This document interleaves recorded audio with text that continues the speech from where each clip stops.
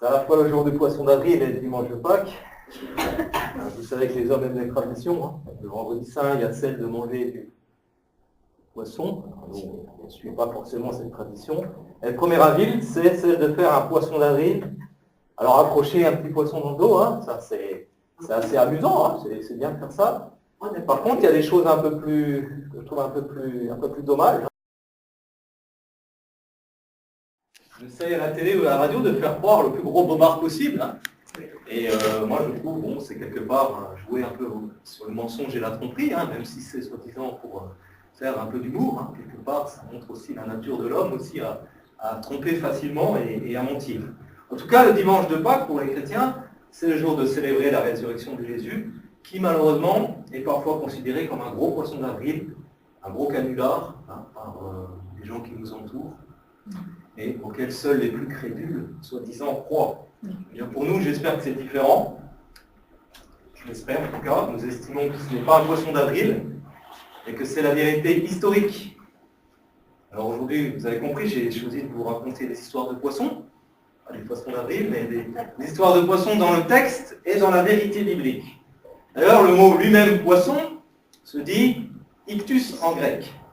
Et est-ce que vous savez ce que signifie cet acronyme ictus? C'est du grec, hein. C'est pas facile. Hein.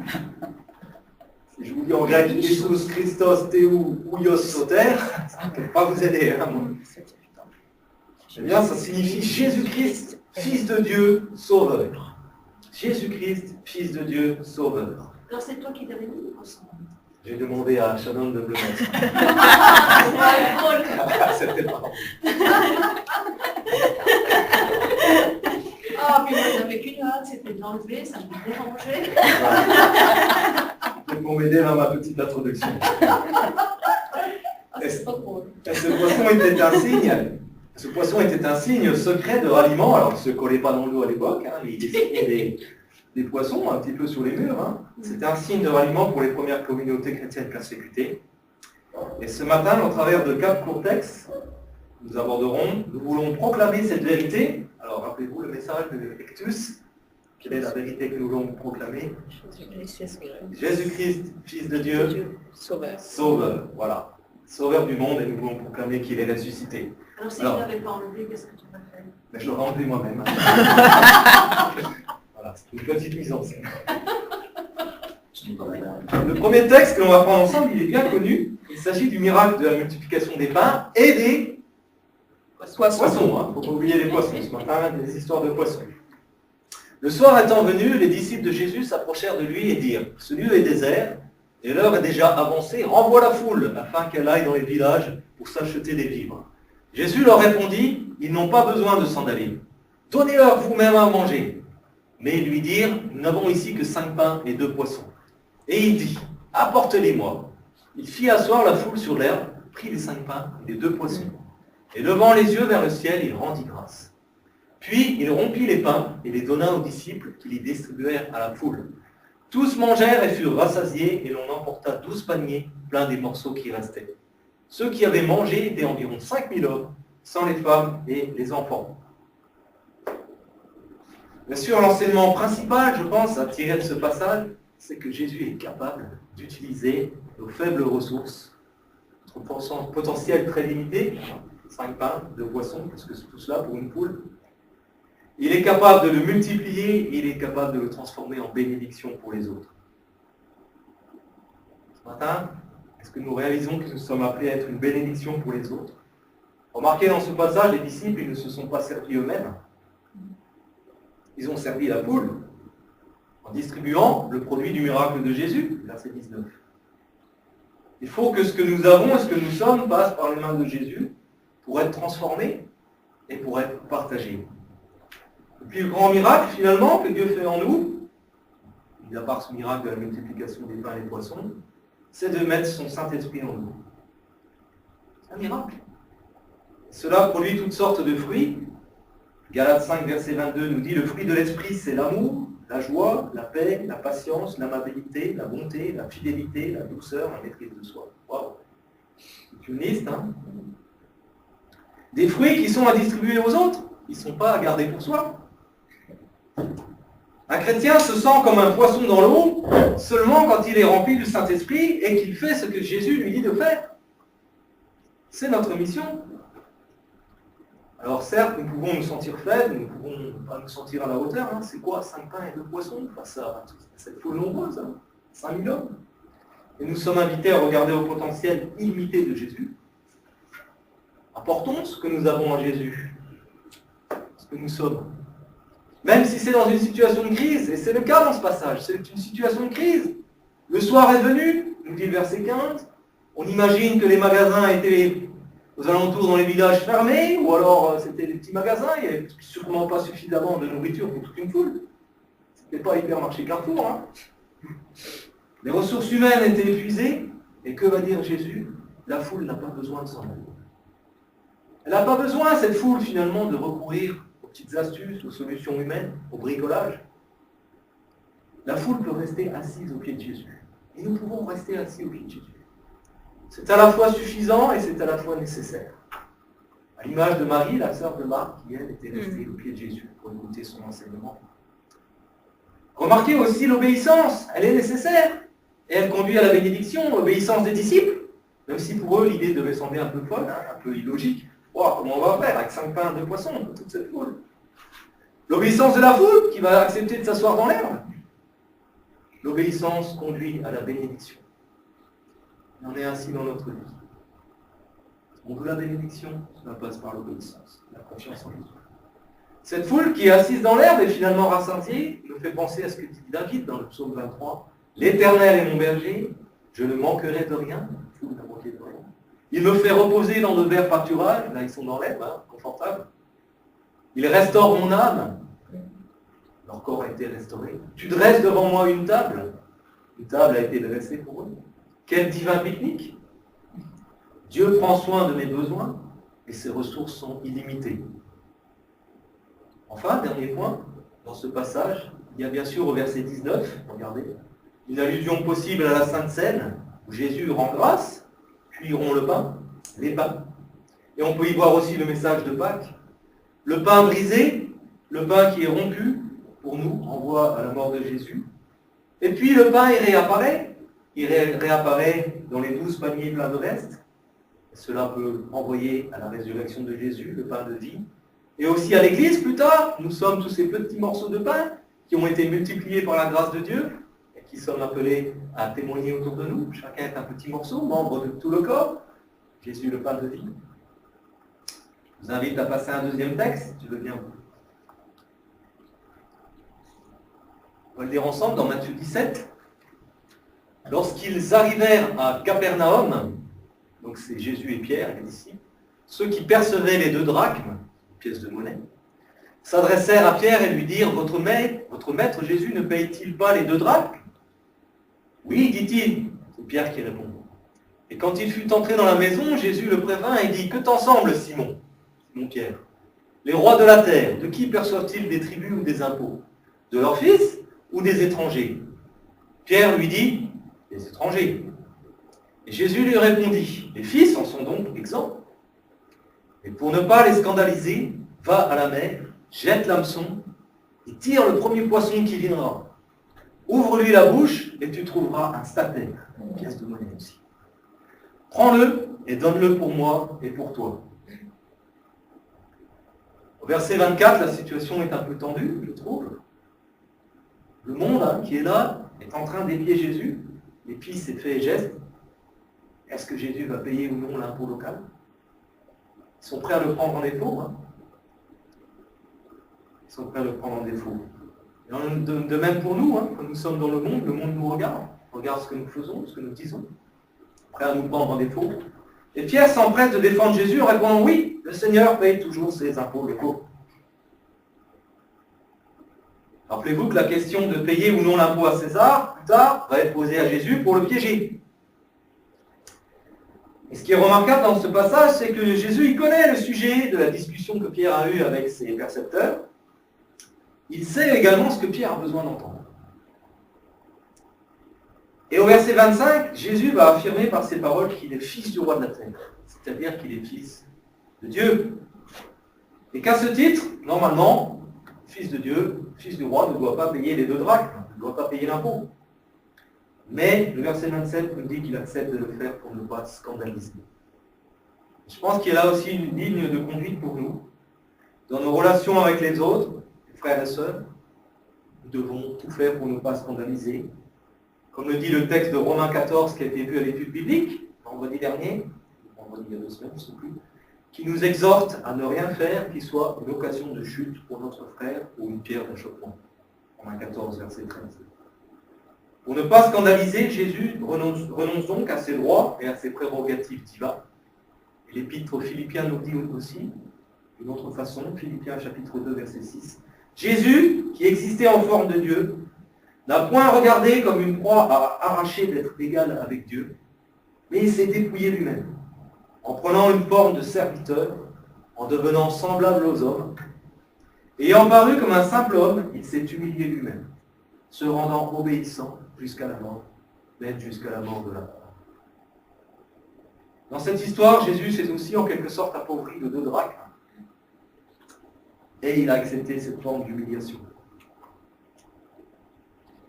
Seigneur Jésus s'est appauvri pour nous rendre riches.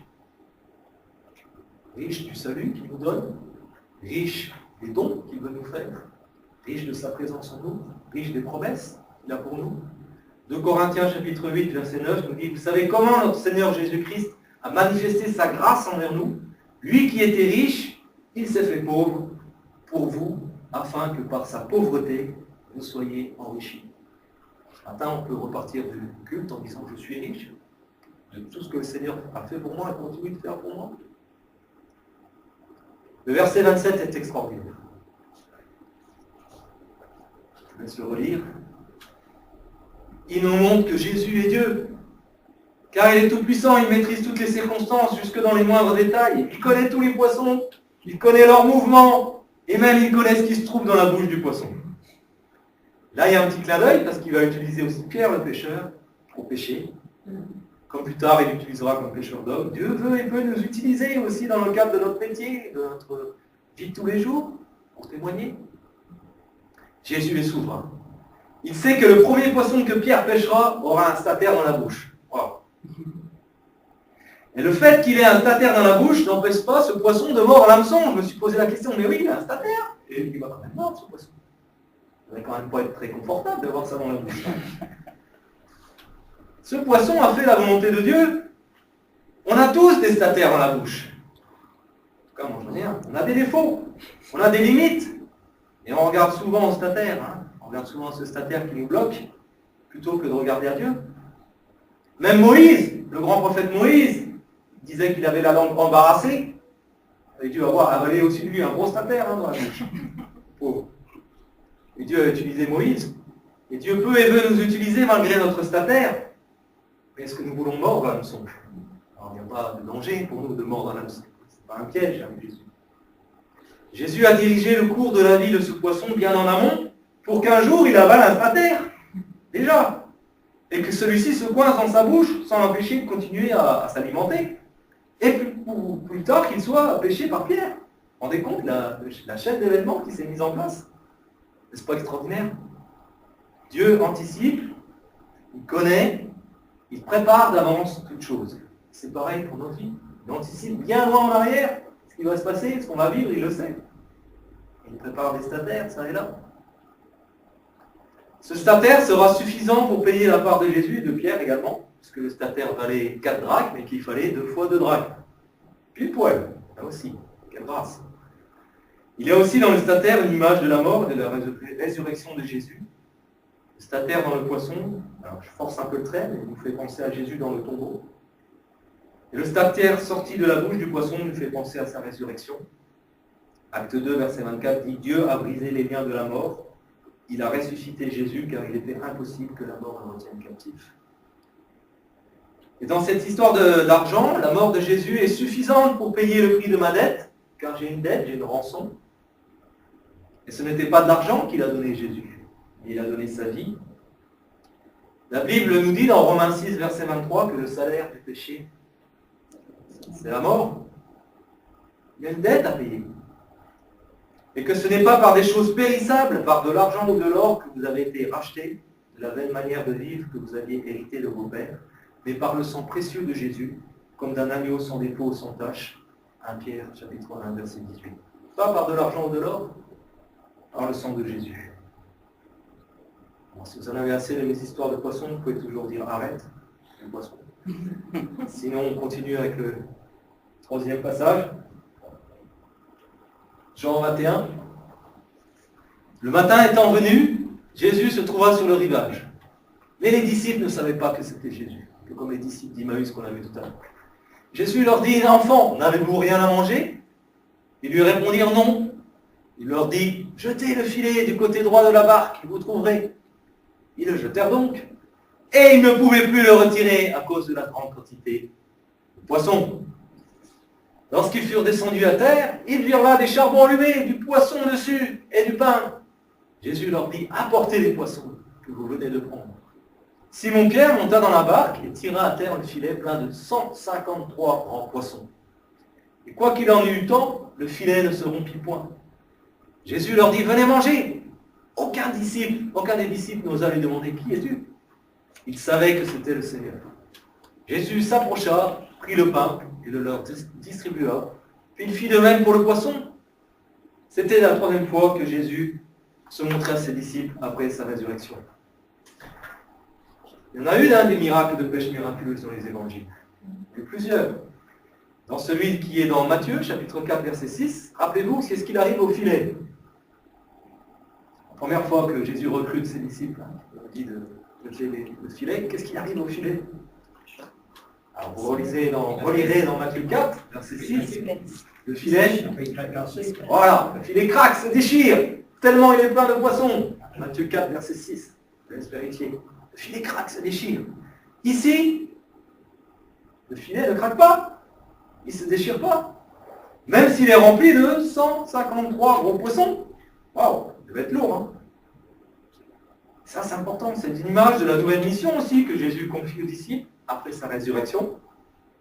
Faire de toutes les nations des disciples. Pour cela, Jésus, à l'époque, avait recruté 4 apôtres pêcheurs de métier. Il en a fait des pêcheurs d'hommes.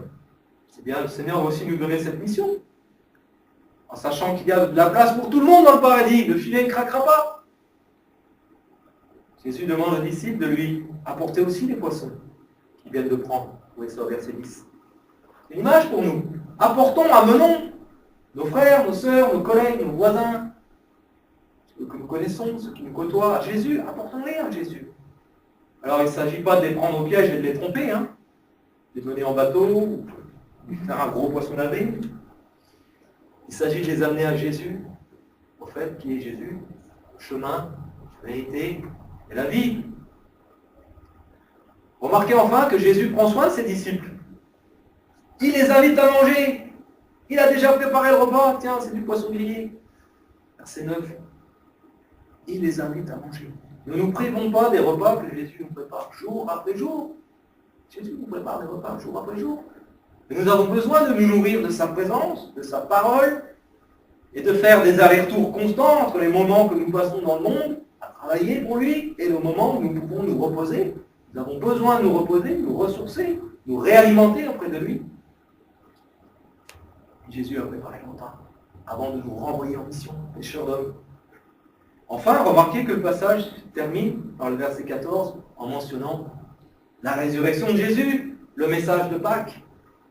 Sans la résurrection de Jésus, pas d'espérance pour toi, pour moi, pour les chrétiens, pas de foi, pas de force, pas de but. La résurrection de Jésus a tout changé et change tout, jour après jour. Il peut nous donner sa force, sa foi, son espérance, le but. Je sais où je vais, je sais que Jésus m'attend, il a préparé une place là-haut pour moi. Pour toi aussi. Enfin, je vous invite à finir avec un passage bien connu de l'Ancien Testament et on va changer d'échelle. Pour l'instant, on a parlé de petits poissons. On va passer maintenant à du grand poisson. C'est de l'énorme poisson. Si tu veux bien passer la diapo suivante. Voilà. Jonas, une histoire bien connue. Hein. Chapitre 2. L'Éternel fit venir un grand poisson pour avaler Jonas, hein, qui s'était enfui en désobéissant. Il s'était enfui à Tarsis, il avait pris le bateau.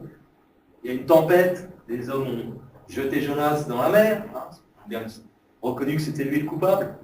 Et un grand poisson avalait Jonas, et Jonas fut 3 jours et 3 nuits dans le ventre du poisson. Du ventre du poisson, Jonas pria l'Éternel son Dieu en disant, dans ma détresse, j'ai fait appel à l'Éternel et il m'a répondu. Du milieu du séjour des morts, j'ai appelé au secours et tu as entendu ma voix. Quand mon âme était abattue en moi, je me suis souvenu de l'Éternel et ma prière est parvenue jusqu'à toi dans ton saint temple. Ceux qui s'attachent à des idoles sans consistance éloignent d'eux la bonté. Quant à moi, je t'offrirai des sacrifices avec un cri de reconnaissance. J'accomplirai les vœux que j'ai faits. Le salut vient de l'Éternel. L'Éternel parla au poisson et le poisson vomit Jonas sur la terre. On regardera le dernier passage pour tout à l'heure. Le poisson dont il est question dans l'histoire de Jonas était non pas une baleine, comme on le dit souvent, mais très certainement un cachalot. Il y a de la place dans le cachalot. Il est possible, les scientifiques ont prouvé qu'il est possible de survivre à l'intérieur d'un cachalot. Et remarquez que le poisson qui avait un stapler dans la bouche tout à l'heure, c'était aussi du cachalot. Du cache à l'eau. Il avait de l'argent dans sa bouche. Jonas, lui, il a voulu faire une queue de poisson à Dieu. Il a voulu faire une queue de poisson à Dieu en court-circuitant sa volonté. Il est parti au loin. Au lieu de partir à Ninive, il a fait à 180 degrés et il est parti à Tarsis de l'autre côté. Et son projet est tombé à l'eau. Et lui aussi d'ailleurs. Et il s'est retrouvé à l'intérieur du poisson. Et là, Dieu lui a fait grâce. Dieu lui a fait grâce. Il lui a permis de survivre à la noyade. Et il lui a permis d'avoir du temps. 3 jours, c'est long, surtout dans un cachalot, j'imagine. Il va être un peu serré. Permis d'avoir du temps pour réfléchir et pour se repentir. Alors rassurez-vous, nous ne sommes pas tous appelés à passer 3 jours dans un cachalot. Mais dans ces moments de crise, où nous nous sentons qu'il n'y a pas d'issue, un peu comme Jonas, et ça m'est arrivé, et je suppose que ça vous est arrivé, que ça vous arrive encore. Dans ces moments de crise sans issue, dans ces moments où nous sommes abattus, au fait, comme Jonas au verset 8, abattus, eh bien nous ferions mieux d'avoir le même réflexe que Jonas. Nous repentir et prier Dieu. Si au contraire nous nous attachons à des idoles sans consistance, au verset 9, c'est quoi ces idoles sans consistance?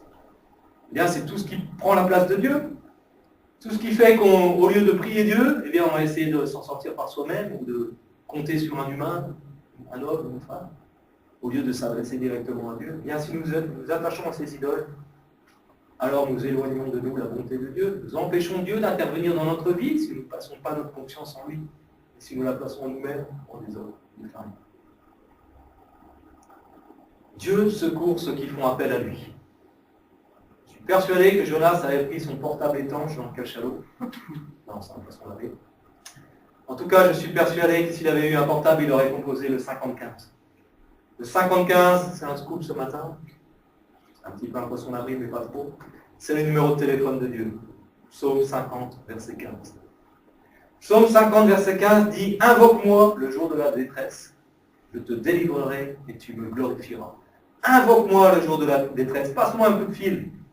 Je te délivrerai, j'agirai dans ta vie et tu me glorifieras. Il ne faut pas oublier la fin. C'est ce que Dieu a fait, il a délivré Jonas. Et Jonas va le glorifier. Comment? Par sa reconnaissance, nous dit le texte. Action de grâce, et c'est ce que Dieu attend dans notre vie. En ce dimanche de Pâques, notre cœur doit être rempli d'action de grâce pour ce que Dieu a fait pour nous. Action de grâce, soyons reconnaissants, Seigneur. Et Jonas, plus tard, va obéir. Il était temps. Il va retourner à Ninive, il va accomplir sa mission. Dieu attend, une fois de plus, aussi notre obéissance. Rappelez-vous ce que je vous ai dit tout à l'heure. L'obéissance engendre la bénédiction. Certes, si vous lisez le livre de Jonas, il faut un quart d'heure pour le lire. Je vais prendre cet après-midi le temps pour le lire. On trouve à la fin de Jonas à nouveau notre Jonas en train de bouder à l'extérieur de Ninive. Et que va faire Dieu à la fin du livre de Jonas? Dieu qui est patient va lui expliquer à nouveau ce qu'est la grâce. Jonas, ça termine, c'est une histoire de grâce, Jonas, qui termine par une nouvelle explication de Dieu à Jonas parce qu'il en a besoin. Est-ce qu'il n'en est-il pas souvent ainsi dans nos vies? N'en est-il pas de même dans nos vies? Quand le Seigneur nous délivre, on est plein de reconnaissance. Ça dure combien de temps? Celle-ci dure souvent très peu de temps et nous retombons ensuite dans nos travers. Et nous continuons de nous plaindre, continuons de pointer du doigt. Mais heureusement, Dieu reste fidèle, il reste le Dieu de grâce et il intervient à nouveau et à nouveau et à nouveau et à nouveau et à nouveau encore dans nos vies. Soyons reconnaissants pour cela. Sachons reconnaître la main de Dieu dans notre vie. Dieu a parlé au poisson qui a vomi Jonas sur la terre. Dieu avait équipé ce poisson, ce cachalot d'un GPS. Et au bon moment, ça ne devait pas être facile d'avoir Jonas encore. Au bon moment, il a eu des aigreurs d'estomac. Je pense que ce sont les aigreurs de Jonas qui ont été communiquées au poisson. Et au bon moment et au bon endroit, le poisson va le recracher sur la terre. Oh, quel Dieu souverain et puissant nous avons. Un gros stataire qui avait ce cachalot dans la bouche. Enfin, Jonas sert bien sûr de signe de la mort et de la résurrection de Jésus. Jésus lui-même va dire aux pharisiens, Matthieu 12, verset 39, « Une génération méchante et adultère demande un miracle. Il ne lui sera donné d'autre miracle que celui du prophète Jonas. Car de même que Jonas fut 3 jours et 3 nuits dans le ventre d'un grand poisson, de même le Fils de l'homme sera 3 jours et 3 nuits dans le sein de la terre. » Matthieu 12, verset 39. Mais rappelons-nous qu'à la différence de Jonas, Jésus n'a pas échappé à la mort. Il n'a pas été recraché sur la terre comme Jonas. Il a été jusqu'à la mort de la croix. Et à la différence de Jonas, Jésus, lui, il a été obéissant tout le temps. Il a obéi toute sa vie, soumis à la volonté de son Père. En conclusion, si on regarde un peu tous ces passages ensemble, ils ont des points communs. Ils ont en commun un miracle, plusieurs miracles bien sûr. Ils ont en commun la puissance et la souveraineté de Dieu à l'œuvre. Ils ont en commun la compassion de Dieu qui s'exprime, sa grâce. Ils ont en commun la maîtrise des circonstances de A à Z, du stataire jusqu'au cachalot.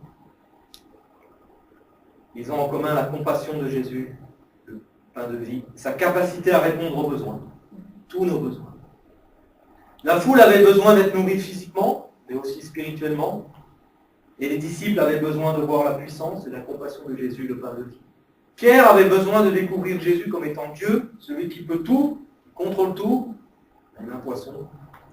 Et plus tard, Pierre et les disciples avaient besoin d'être envoyés en mission avec la certitude que Jésus était aux commandes et qu'ils allaient les nourrir jour après jour pour voir leurs besoins. Jonas avait besoin d'apprendre qu'on ne peut pas fuir Dieu. Il avait besoin d'apprendre à accepter la grâce de Dieu pour lui, mais aussi pour les autres.